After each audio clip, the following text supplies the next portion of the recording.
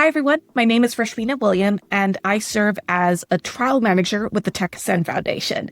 Today, I'm excited to introduce the latest trial in the Trial Reservoir Initiative between technology vendor Digital Water Solutions, DWS, and Union Water Supply System, UWSS, both located in Ontario, Canada.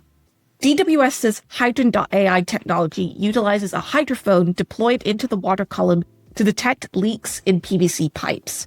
The sensors are deployed into the lower valve assembly of existing dry barrel fire hydrants, allowing the hydrant to remain in service and continue operating without being taken offline for retrofitting. However, hydrants are surprisingly diverse, and every manufacturer's lower valve assembly is slightly different.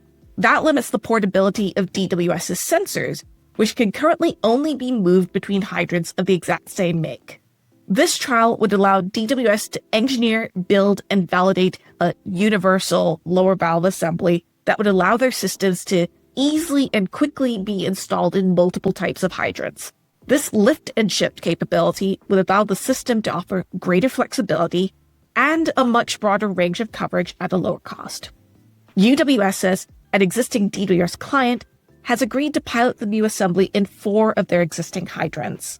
I sat down with Tim Sutherns, president of DWS, and Rodney Bouchard, CEO and GM of UWSS, to learn more.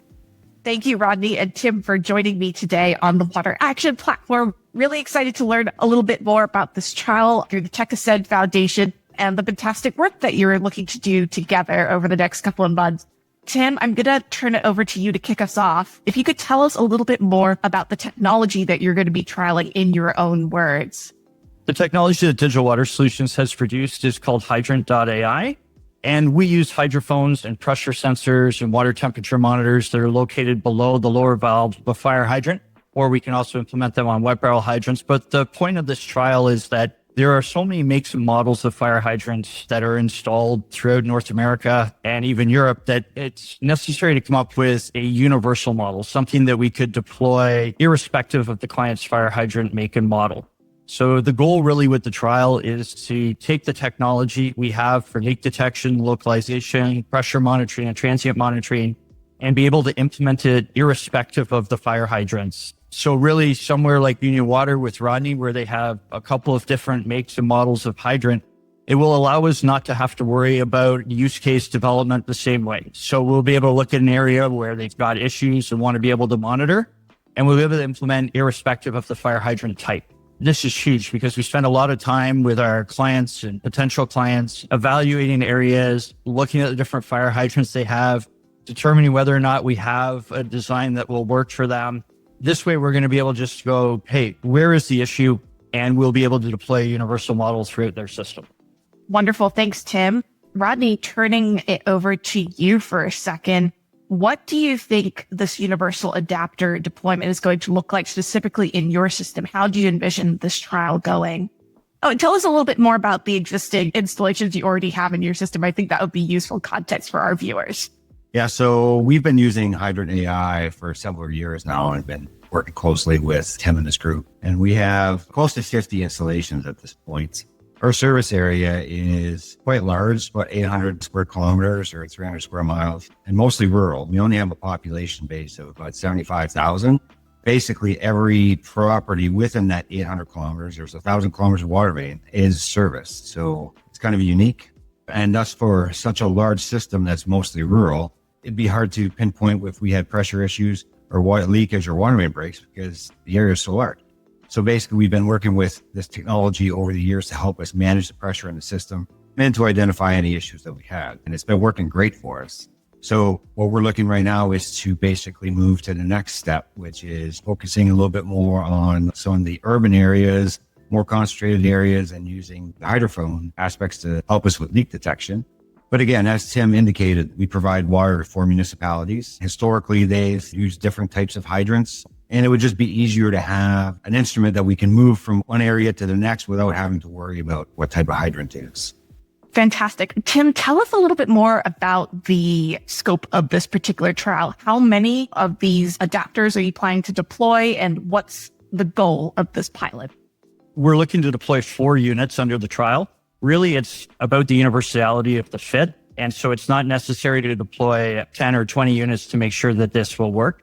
And so the idea is that we'll be able to quickly retrofit products, as Rodney said, being able to move the products hydrant to hydrant, different makes of hydrant, whether it's a Clow or a AVK or a Mueller, being able to swap them very rapidly between hydrant to hydrant. So if we are covering an area and we find that we've detected a series of leaks and the water loss is generally handled, and Rodney and his team have a really good insight into that area, he can quickly pick another area, again, independent of what type of hydrant he has there. So being able to say, hey, let's move this 3-4 kilometers, a couple of miles up the road, redeploy the system. All of a sudden that can be done very efficiently. So rapid redeployment, it will be at a lower cost point than the current ones once we've actually implemented the prototype and moved it forward. So all of those things are going to help the clients with ease of deployment in terms of cost reductions, in terms of fire hydrant agnostic, and really give them better insights in their system wherever they choose to deploy. Thank you, Tim. And I guess my next two final question for you both. Why is this trial important to both of you? Tim, to you as a vendor, and Rodney, to you as a utility provider. What are you most excited about? I'm excited. As Rodney said, we've been working together since 2020 with the deployment of the technology, and we have seen a great success on the pressure side in particular and some leak monitoring. And now Rodney made reference to the size of his community. This isn't just a small urban center. It's little urban dotted centers with massive rural centers, and being able to rapidly deploy and redeploy without giving thought to, oh, I've got to go look at my GIS and make sure that the make and model of the hydrant matches what I've got. It's going to be very much just, okay, this is great. Let's move them. We have a lot of utilities and municipalities that if they find an area, they will often leave the units, which is fine. But our goal is to provide the utilities with the flexibility to rapidly redeploy if they choose to and reduce cost of implementation. Basically, I'll just second everything that Tim said. Uniwater has always been interested in innovation. It's always been important to us, always looking to make our utilities smarter, using new technologies, and to work with some of our providers to help test some of those technologies in a way that's effective and not too expensive.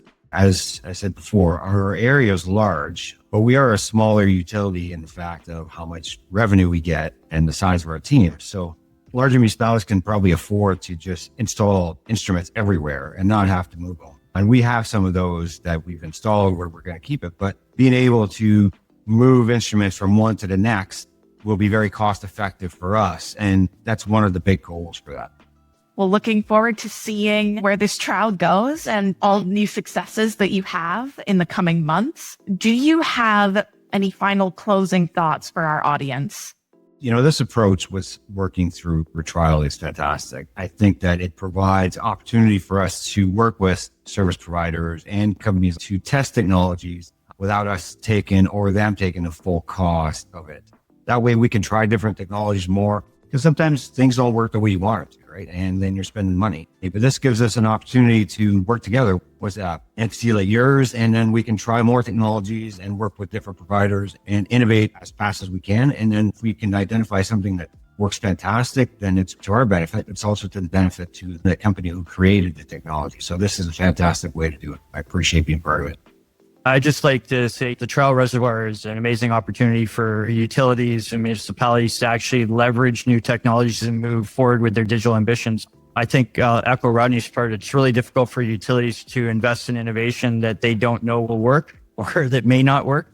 And so I just think this is a great way to be able to pilot technologies together and work with those utilities that are really looking to drive innovation in the digital water space. So thank you, Rodney. Thank you, Reshmina. Really appreciate the opportunity to work together on this. Thank you again to both Tim and Rodney for sharing your perspectives. Now, DWS will be in the process of completing the build out of its new design over the next couple of months, and we look forward to sharing their progress after their deployment later this year. If you're interested in learning more about the Trial Reservoir Initiative, or maybe interested in even utilizing it for one of your own trials, you can visit our website at www.isleutilities.com/trial-reservoirs-initiative to find out more.